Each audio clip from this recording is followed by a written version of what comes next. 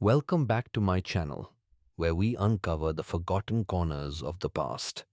Today, I'm taking you into a story about the macabre history of the Fenmore family, who never left their house after sunset, that you might have never heard before.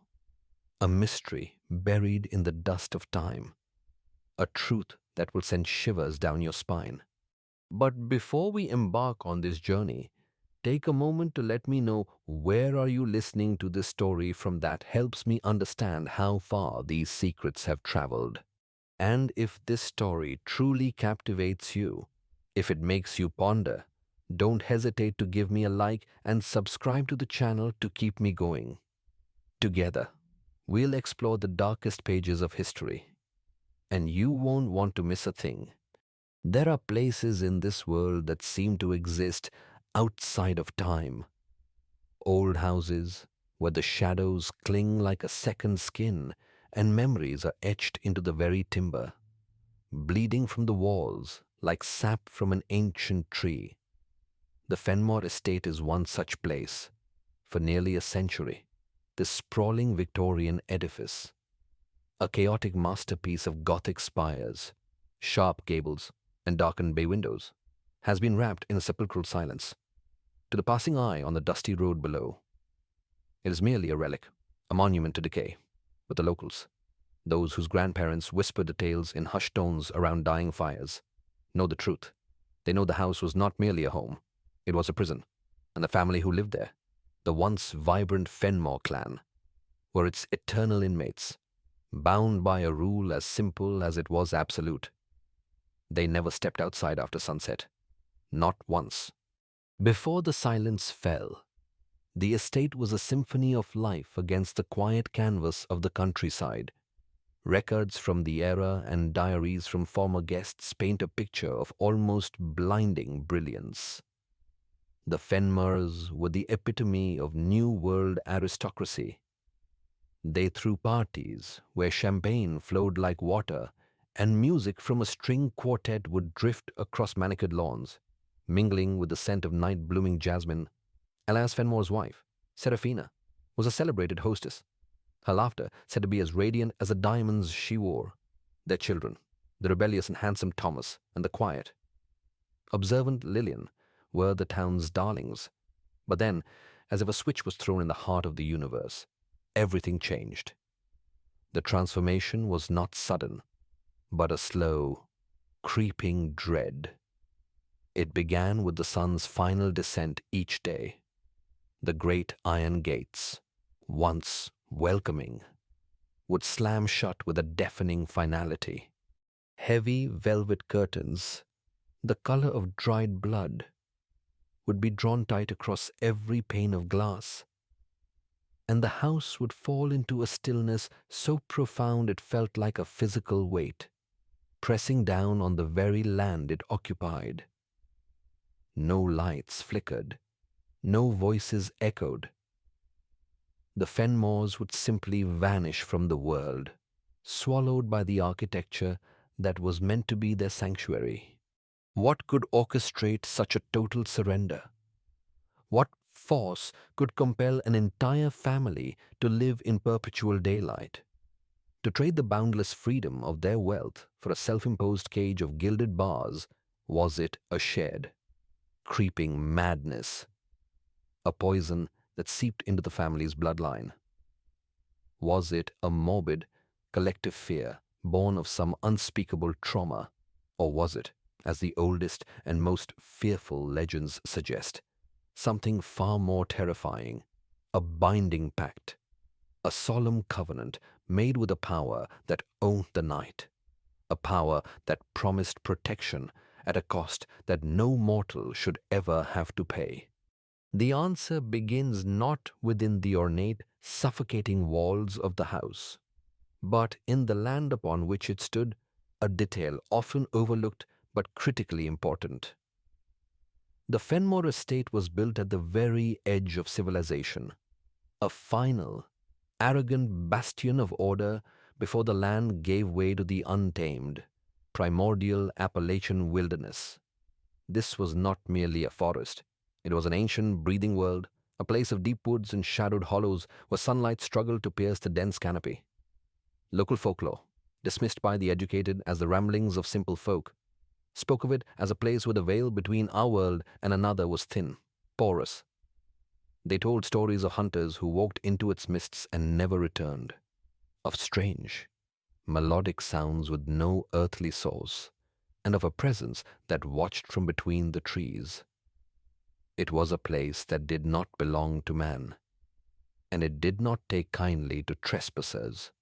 This ancient slumbering power was set on a collision course with the spirit of the age.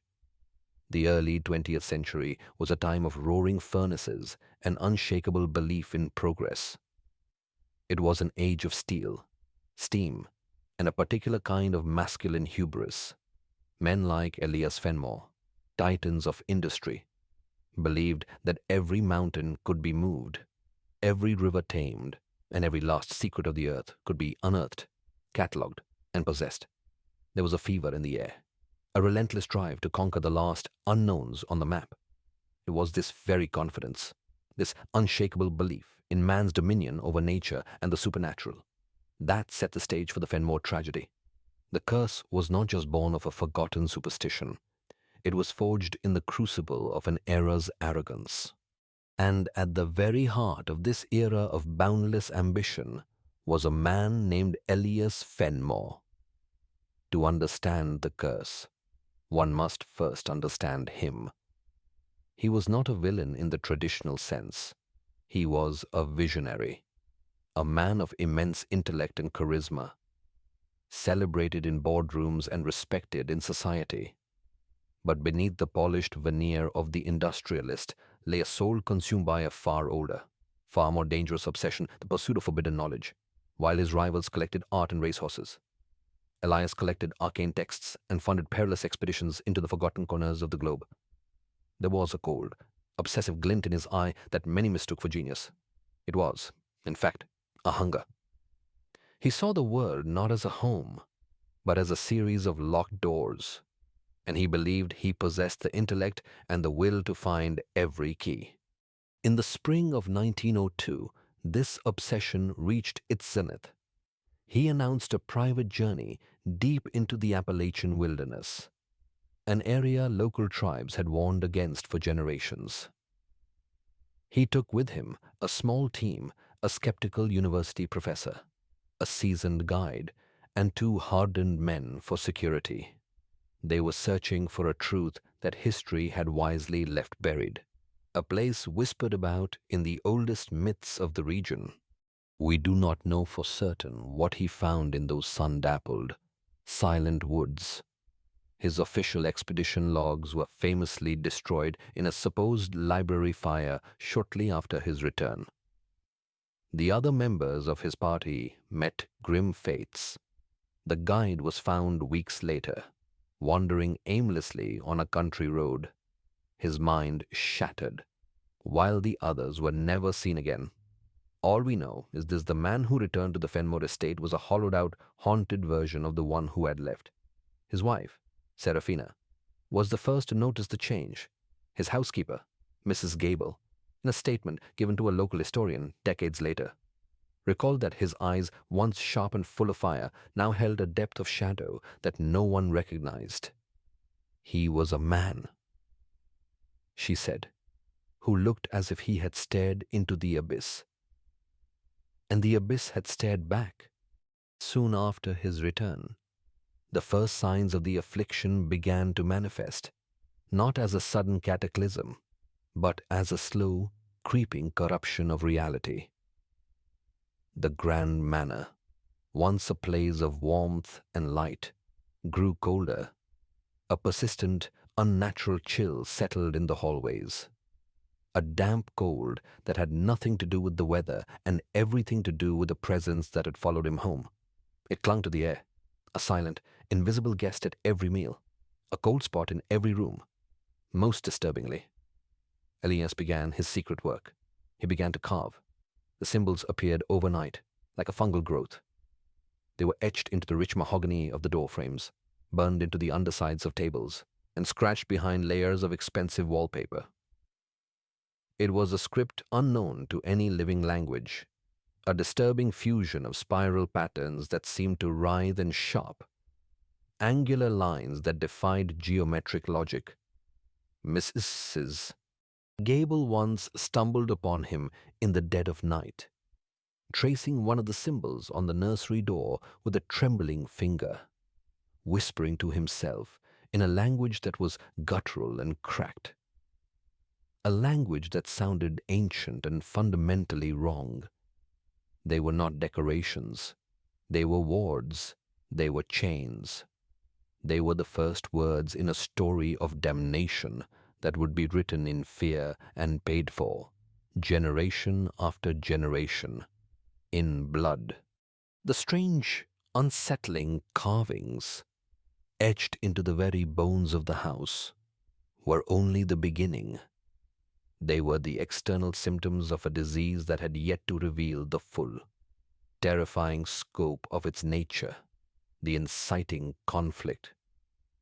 The precise moment the Fenmore family's world irrevocably fractured was not a dramatic confrontation witnessed by the world, but a quiet, chilling command issued within the gilded cage they called home. One evening, as the sky outside bled from brilliant gold into a bruised, ominous purple, Elias Fenmore stood like a statue of dread before the grand foyer. His face, usually a mask of controlled authority, was now a canvas of pale, sweat-sheened terror. His wife, Serafina, elegant and poised, was preparing to see off their final dinner guests, a nervous energy already humming beneath her practiced smiles. As she moved toward the door, Elias blocked her path. His body was unnaturally rigid, a man braced against an invisible hurricane. "No one leaves," he whispered, the words ragged and raw, as if they had been torn from the deepest part of his throat. "Not until morning." The command was so bizarre, so utterly contrary to every known rule of society and hospitality, that at first it was met with the confused, polite laughter of their guests. They assumed it was a strange, poorly executed joke. But one look into Elias's eyes that seemed to reflect a profound, existential horror no one else in the room could see was enough to silence all protest. The laughter died in their throats, replaced by a cold, creeping unease. That night, for the very first time, the great oak doors of the Fenmore estate were bolted from the inside before the last sliver of light had faded from the horizon. The bewildered guests were forced to stay, trapped in an atmosphere that had become thick with unspoken questions and a palpable fear. They spent the night in drawing rooms, huddled in conversation, starting at every creak of the old house, while their host locked himself away in his study. This single, incomprehensible act was the birth of the rule. In the days that followed, what began as a moment of apparent madness solidified into an ironclad, unbreakable ritual. The rule was never formally announced. It was simply absorbed into the fabric of their existence, a silent, suffocating law. As dusk approached each day, a frantic, ritualized energy would seize the house. The remaining servants, their faces etched with a growing, fearful confusion, were tasked with the nightly lockdown. They moved through the grand halls like ghosts, shuttering the tall windows, drawing the heavy velvet curtains, their movements swift and silent, as if they feared that any loud noise might awaken something dormant in the walls. The family, in turn, would retreat from the outer rooms, their world physically shrinking with every passing hour until they were confined to the central heart of the mansion. The first true whispers of the curse's power, its first tangible claim, came not from within the family, but from the staff. They were the ones who stood on the threshold between the Fenmore's darkening world and the sanity of the town beyond. And they were the first to break.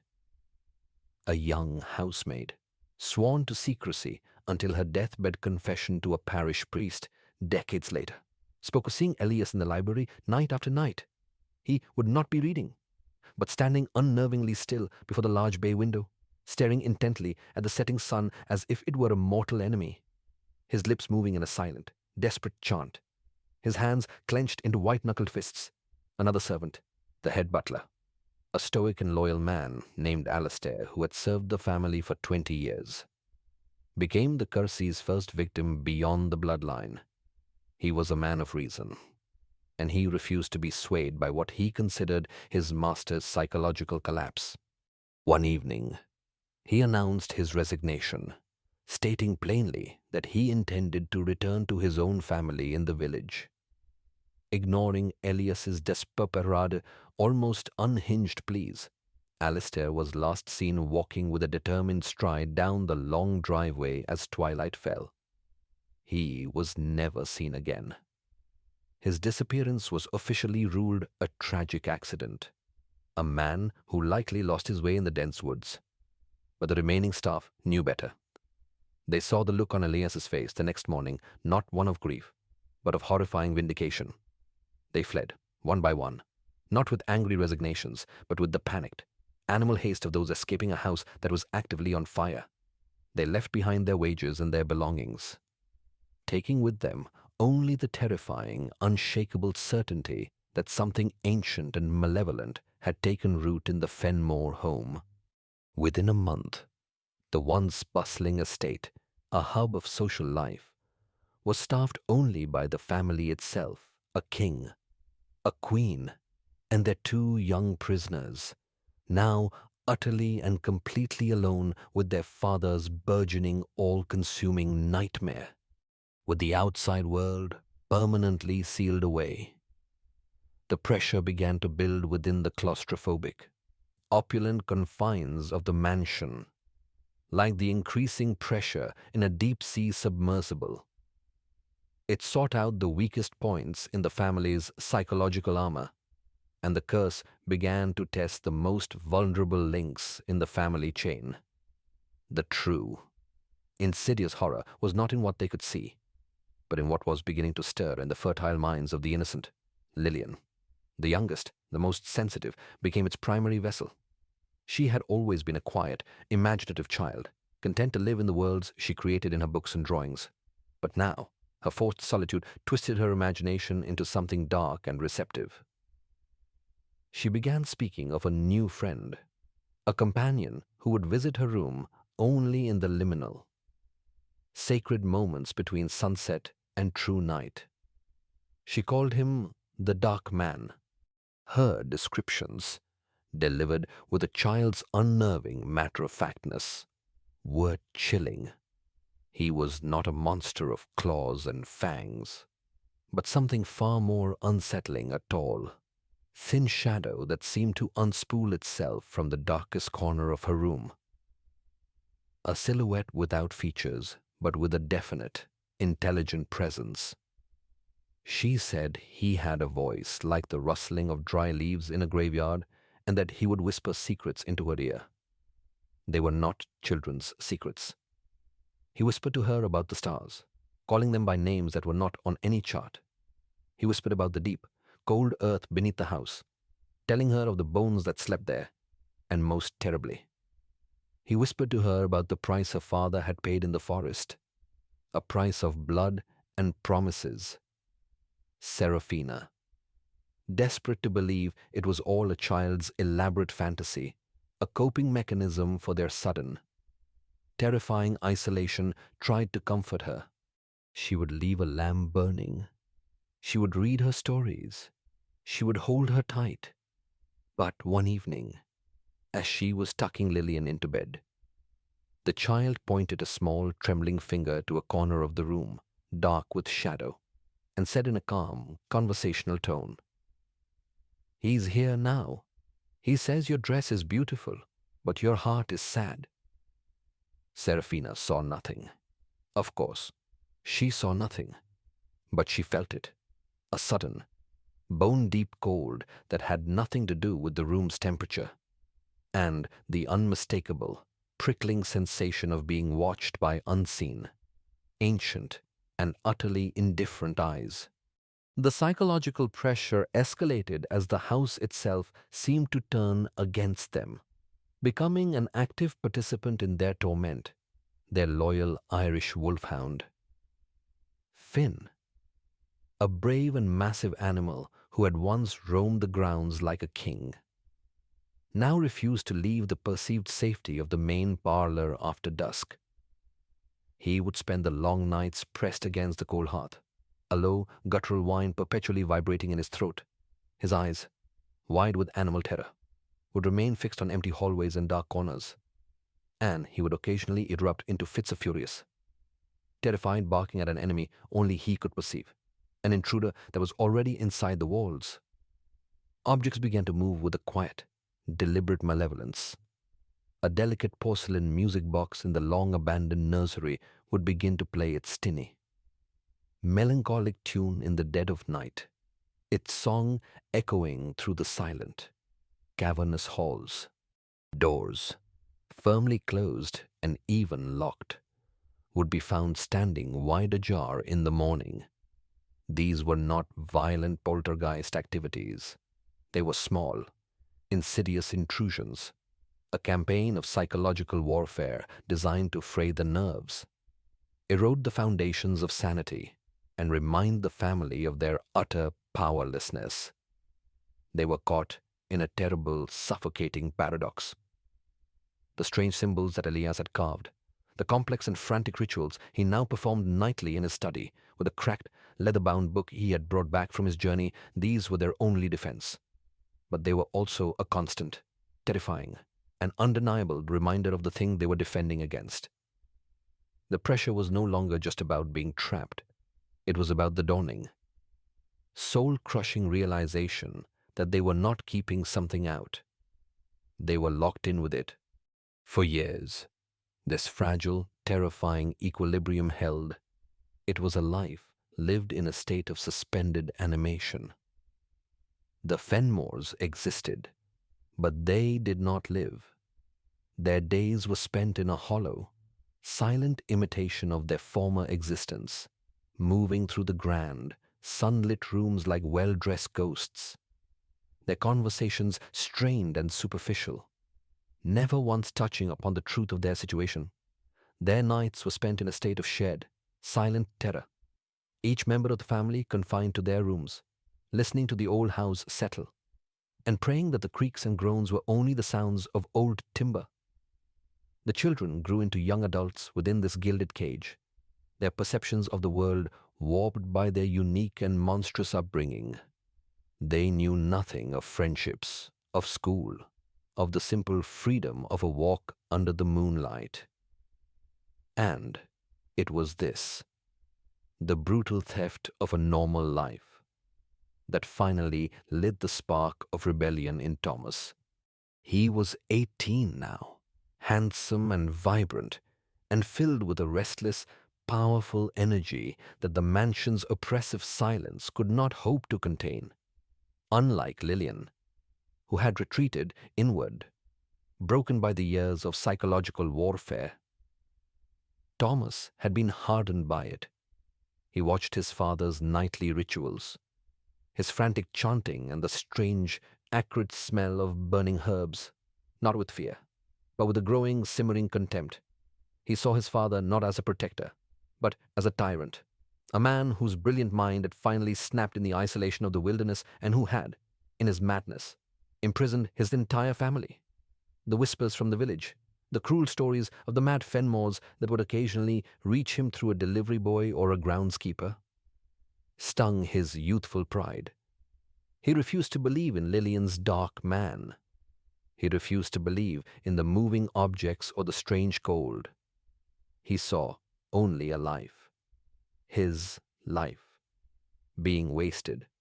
The breaking point, the moment that the long simmering conflict would finally boil over into open tragedy, came on a cool, crisp autumn evening in the late 1920s. The air was charged with tension. The family had just completed their nightly ritual of shuttering the last of the ground floor windows. Thomas stood before his father in the grand foyer, his jaw set, his eyes blazing with a defiant fire that Hardeshir had been building for years. "I'm going for a walk," he announced. His voice was unnervingly steady, though his heart hammered against his ribs like a trapped bird. A chilling, absolute silence fell over the room. A silence so complete that the ticking of the grandfather clock in the hall sounded like hammer blows. Serafina rushed to him, her face a mask of pleading, her voice cracking with a mother's primal, instinctual fear. "Thomas, no, please, you cannot." Lillian, now a pale and fragile young woman, began to weep silently in a corner, her eyes fixed on the darkening windows as if she could already see the horror that awaited outside. Elias stood before his son, his face ashen, his body trembling with a mixture of rage and terror. "You will not," he commanded, his voice a low, dangerous growl. "You do not understand the covenant. You do not know what you are doing. You will condemn us all." But in his father's frantic warnings, Thomas saw only the confirmation of his madness. "I will not live as a prisoner in my own home because of the ghosts in your head." "Father," he retorted, his voice dripping with the cruel certainty of youth, "I will not sacrifice my life to your superstitions."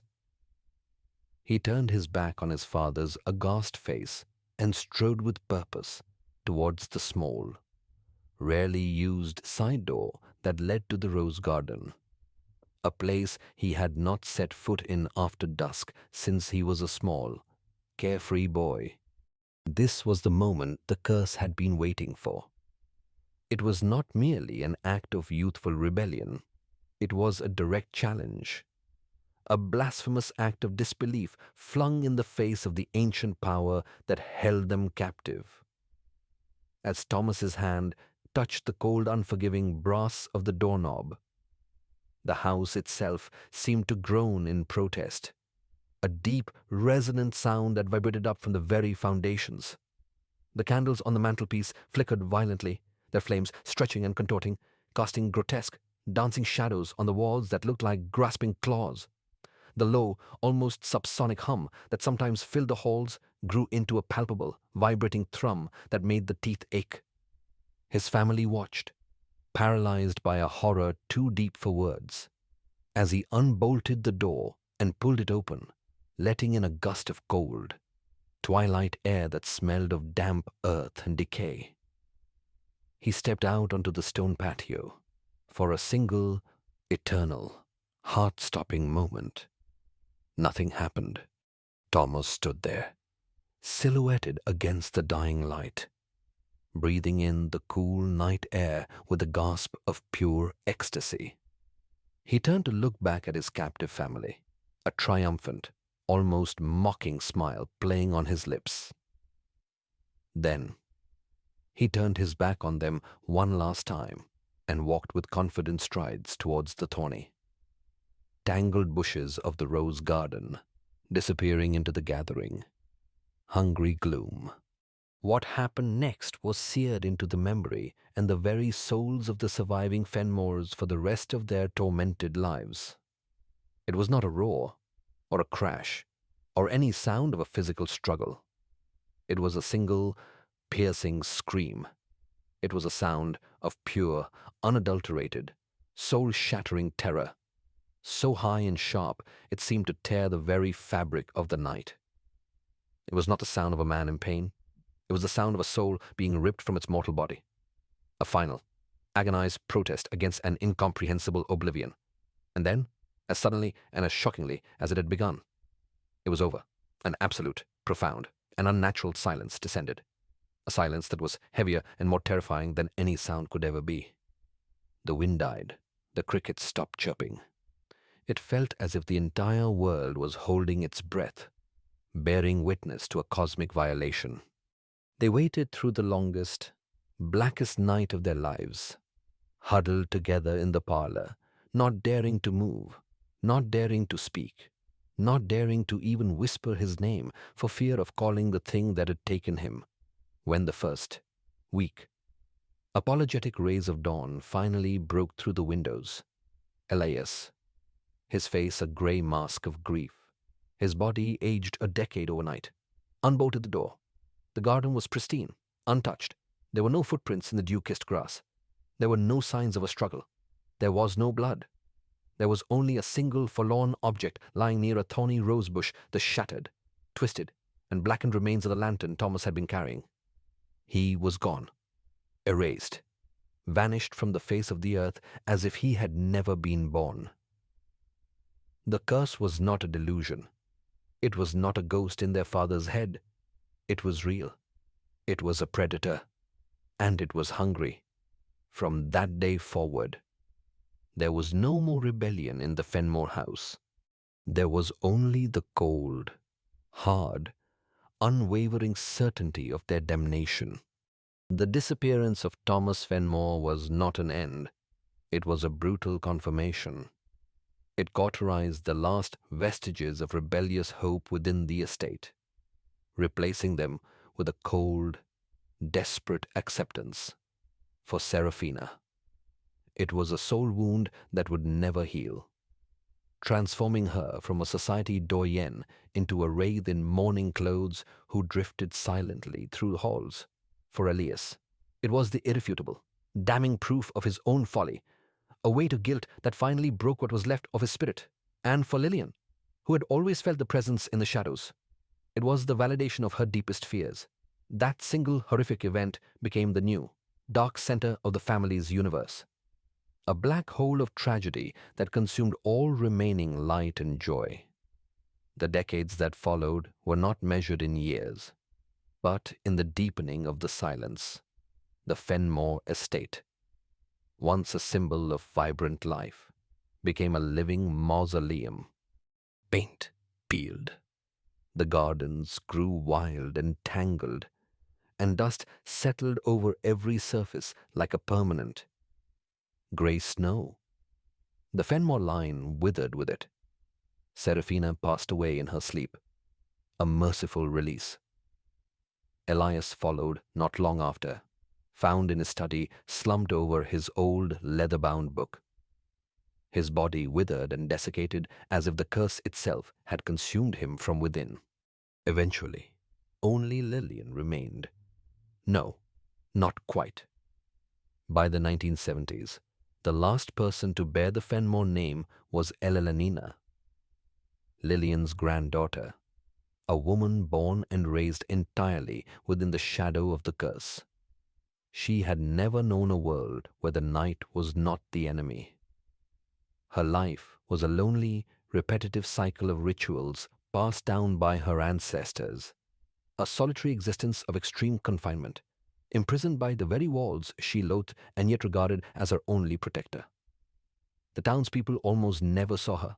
They knew of her existence only through the smallest of signs, a thin plume of smoke from a chimney in winter, and most significantly, the faint, flickering glow of a single candle in an upstairs window that appeared unfailingly as dusk fell. That light was a ghostly signal to the town the Fenmores were still there. Their fear was still alive, and the pact was still being honored. Then, one autumn evening in 1973, the light did not appear. For the first time in over 70 years, the Fenmore estate remained completely, unnervingly dark, as silent and still as a tomb. At first, no one took much notice, but after a second night, and then a third, a quiet unease began to ripple through the town. The house's silence was somehow more menacing than its haunted presence had ever been. After a week, a morbid curiosity finally overcame the town's long-held fear. The local sheriff, a young, pragmatic man named David Miles, who knew the Fenmores only as a ghost story, had received enough calls from concerned neighbors to justify a welfare check. He was accompanied by Arthur Crane, a local historian and the curator of the town's historical society, a man who had spent his entire life obsessed with the mystery of the secluded family. As they broke the rusted lock on the great iron gates and proceeded up the overgrown drive, the air itself seemed to grow thicker and colder. The house loomed before them, vast and decaying, its boarded-up windows like blind, cataract-filled eyes. The front door was bolted fast, but a lower-level window had been broken, perhaps by a long-ago storm. After a moment's hesitation, they climbed inside, their flashlights cutting sharp, nervous beams through the thick, dusty darkness. To step inside was to step into a world frozen in time. Furniture was draped in white cloths, now grey with grime, that looked like ghostly, seated figures in the gloom, a smell of damp, decay, and an indescribable, oppressive sadness hung in the air. The house was not empty, it was full of absence, a silence so heavy it was almost a sound. They moved from room to room, their footsteps muffled by the thick carpets.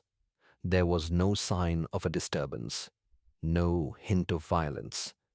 There was only the profound stillness of abandonment, the irrefutable evidence, the discovery that would drag the story from the realm of folklore into recorded, tangible fact, was found in the one place they could not easily access Elias's study.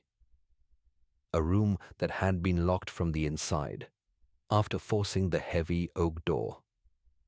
They found a room that seemed eerily immune to the decay that had claimed the rest of the house. Everything was strangely orderly. And there, laid out on the massive oak desk, were the journals, dozens of them, bound in cracking leather, arranged in a neat chronological pile, each one carefully labeled with a name and a set of dates.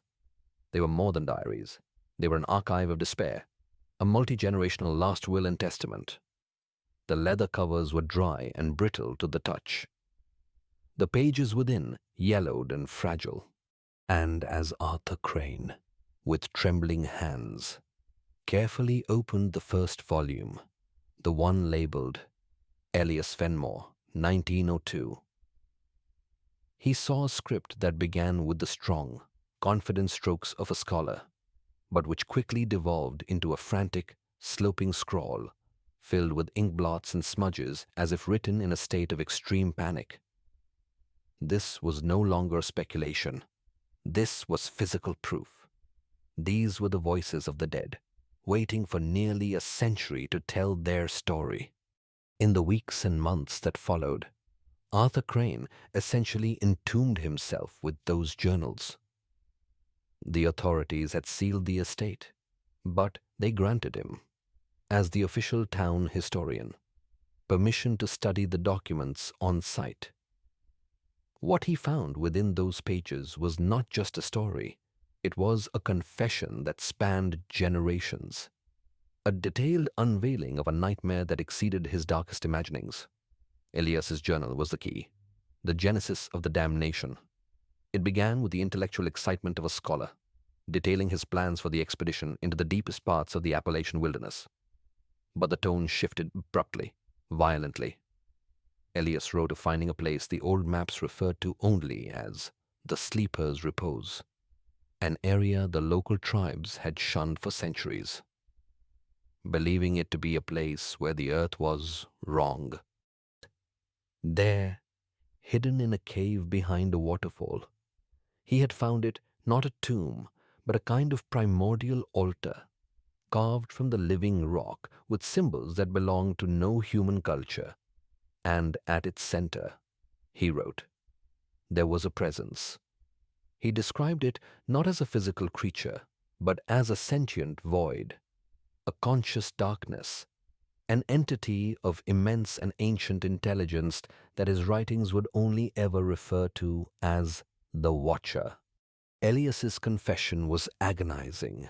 In his academic arrogance, he and his team had disturbed the site, taking rubbings of the symbols and removing small carved artifacts, thereby breaking seals they did not comprehend. The Watcher, he wrote, had awakened. It did not attack them in the cave. It was more insidious. It attached itself to them.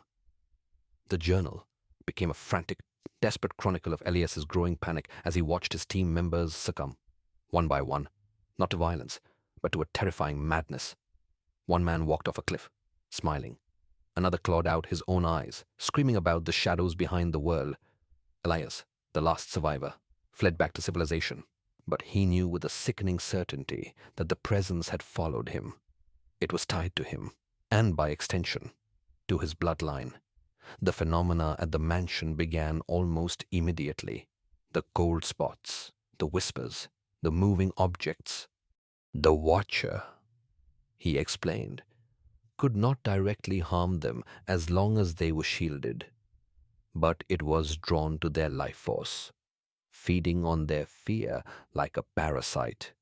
It was then, in the deepest throes of his terror, that he found the curse's terrible loophole. The Watcher, bound by some ancient law he barely understood, offered a pact. It was communicated to him not in words, but in nightmares, in visions of blood and shadow. The terms were simple and brutal in exchange for the family's absolute obedience. It would contain its power, limiting its influence to the grounds of the estate. It would protect them from the outside world, and itself from being discovered. But the price of this protection was imprisonment. They had to remain within the house after sunset, the time when the veil between worlds was thinnest and the Watcher's power was at its peak. To break the rule was to forfeit their protection and offer themselves as a sacrifice. The symbols he carved were not decorations. They were the locks on their cage. A desperate attempt to use the Watcher's own arcane language against it, to define the boundaries of their prison.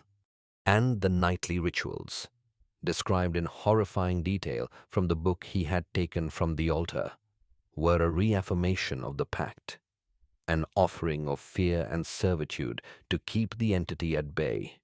Seraphina's journals told the same story, but from the heart-wrenching perspective of a mother and wife.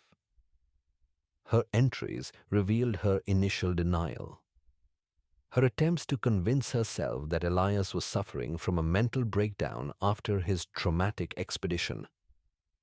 But her denial slowly crumbled in the face of the undeniable phenomena and the chilling changes in her children. She wrote of the night she felt a presence in Lillian's room, a cold that felt like the grave. The most painful passages were about Thomas.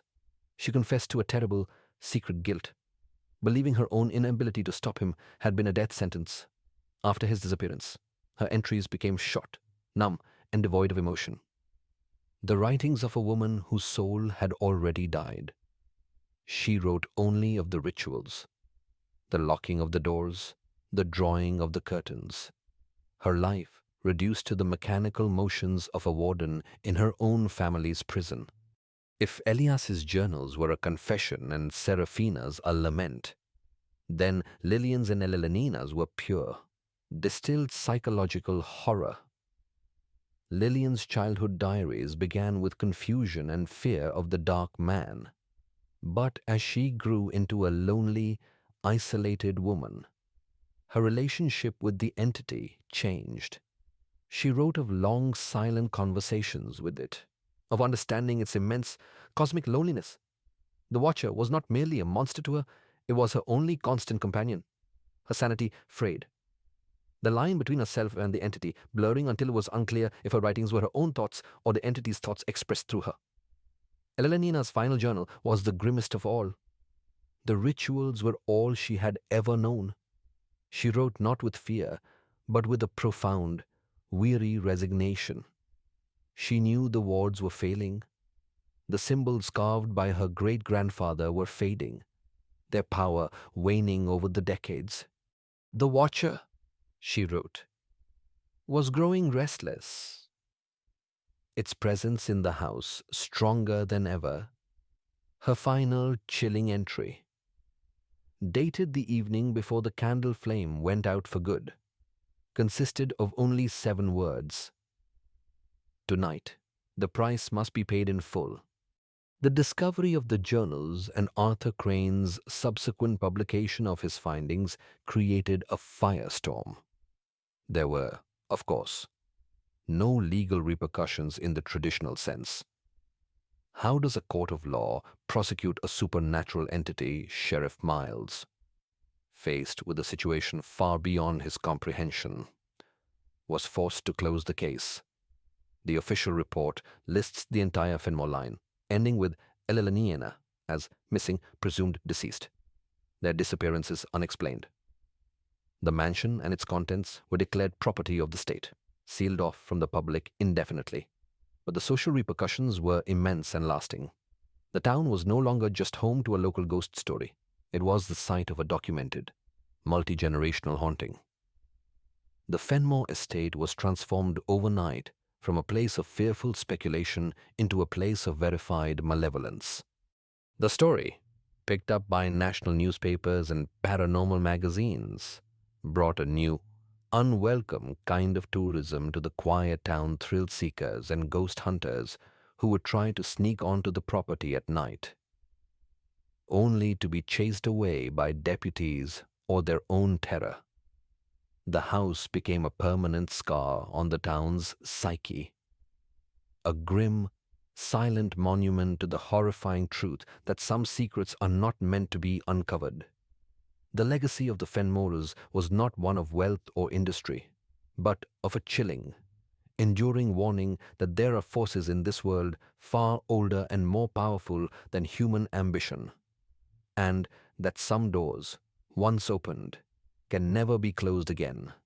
The publication of Arthur Crane's findings, first in a series of articles for a regional historical journal and later in a best-selling book titled The Fenmore Covenant, did not bring closure.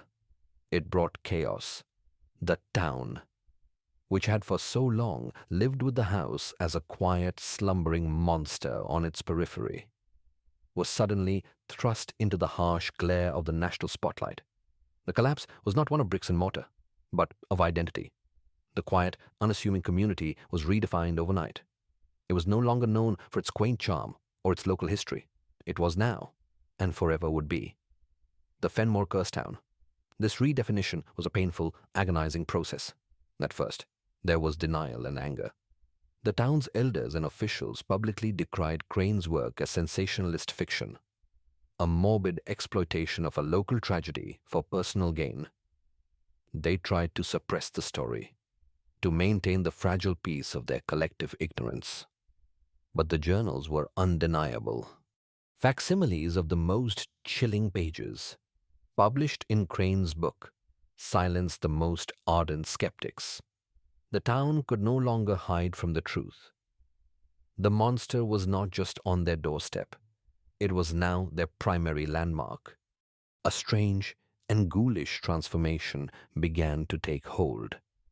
As the initial wave of fear and revulsion subsided, it was replaced by a reluctant, then opportunistic, embrace of their newfound infamy. The town's struggling economy found a dark and unexpected lifeline. The local diner added a Fenmore burger to its menu. The small motel saw a surge in bookings from what the locals began to call dark tourists. A souvenir shop opened on Main Street, selling cheap trinkets emblazoned with the cryptic symbols from Elias's journals. The town, in a desperate act of self-preservation, began to commodify its own nightmare. The horror of the Fenmore family's multi-generational suffering was flattened, sanitized, and sold as a cheap thrill. This, in many ways, was the curse's final, most insidious victory. It had not only destroyed a family, it had corrupted a community, forcing it to feast on the bones of its own tragic history. The Fenmore estate itself became the epicenter of this new, dark tourism, though sealed by the state. Its perimeter became a pilgrimage site.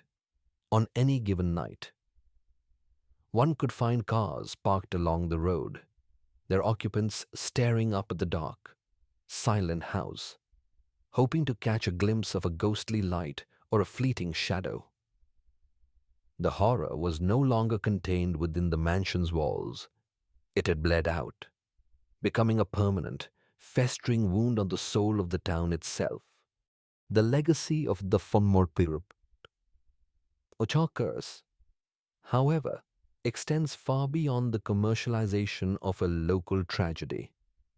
It is a haunting that lingers in the lives it touched and in the very fabric of the story itself. Arthur Crane, the man who unearthed the truth, never truly escaped it. He became the world's foremost expert on the Fenmore case. But the knowledge came at a terrible cost. Friends and colleagues noted a profound change in him after his time spent in the mansion.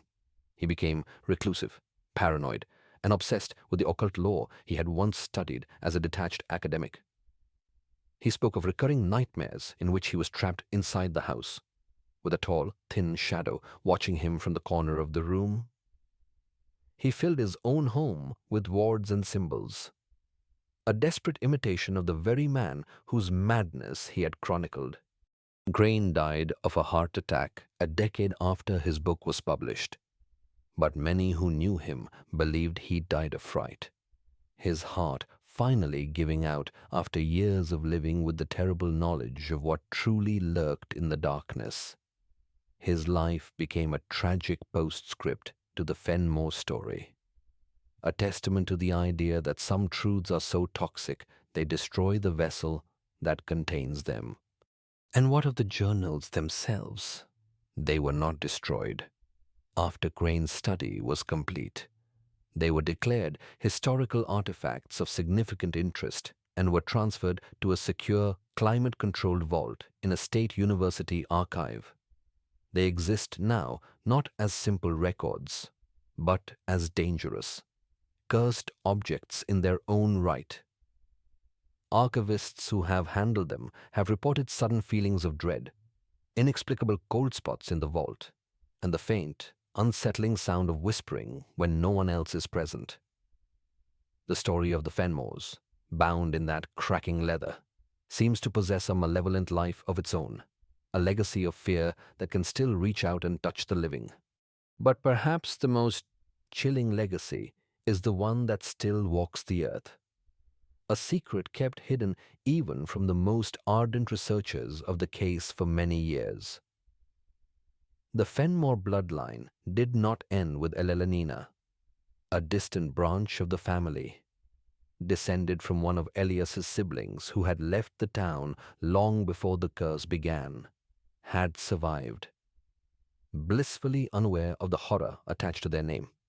In the early 2000s, a woman named Claire, a young artist living on the opposite side of the country, discovered her lineage through a genealogical search, curious about her roots. She began to investigate, and her search led her to Arthur Crane's book.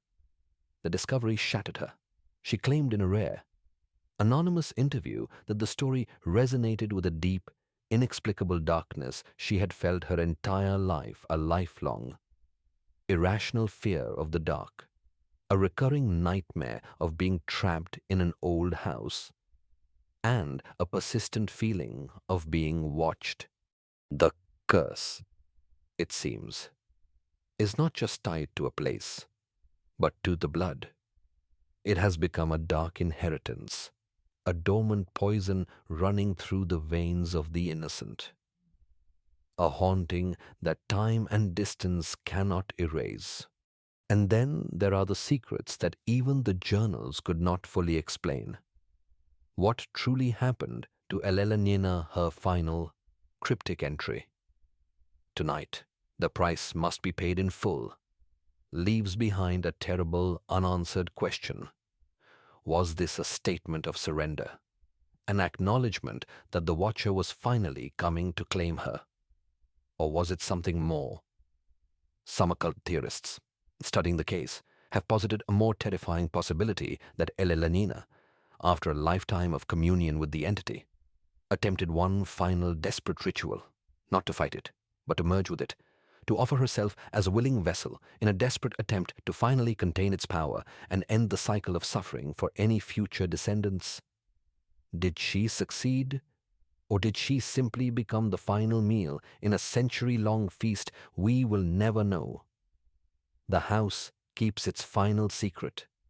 The phenomena at the estate have never ceased.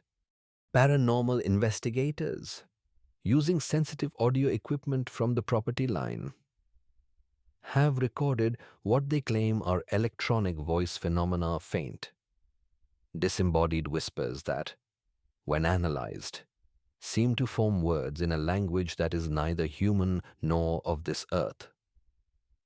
The watcher, it seems, is still there, still waiting, still watching. In the end, the macabre history of the Fenmore family transcends the boundaries of a simple ghost story. It becomes a dark, philosophical meditation on the nature of ambition, the price of forbidden knowledge, and the terrifying fragility of human sanity. The house, in its decaying grandeur, stands as a monument to a particular kind of human arrogance, the belief that all things can be known, and that all that is known can be controlled. Elias Fenmore was not an evil man. He was a brilliant one. But his brilliance was a wildfire without a firebreak, a hunger for knowledge that did not respect the ancient boundaries between what is meant for mankind and what is not. His story serves as an enduring, chilling warning that echoes down through the ages: be wary of the doors you seek to open, for you may not be prepared for what waits on the other side. The curse itself offers a terrible, inverted reflection of our own lives. The Fenmores were trapped in a physical prison, their boundaries defined by the walls of their home. But how many of us live in psychological prisons of our own making, caged by our fears, our obsessions, our own secret pacts with the darkness we carry within us? The Watcher, in its most terrifying interpretation, is not merely an entity lurking in the Appalachian woods. It is a metaphor for the vast, unknowable darkness that exists at the edges of our understanding, the primordial chaos that our structured, rational world is built to keep at bay. It is the shadow that waits for us all, just beyond the comforting glow of the campfire, just beyond the certainty of our own beliefs. The Fenmore estate remains sealed, a silent, rotting testament to a family that dared to knock on a forbidden door and was consumed by the thing that answered. And it leaves us with one final, unsettling question, a question that lingers long after the story is told. What ancient slumbering things have we, in our own relentless pursuit of progress and knowledge, unwittingly disturbed? And when the sun sets on our own certainties, what will be waiting for us in the dark?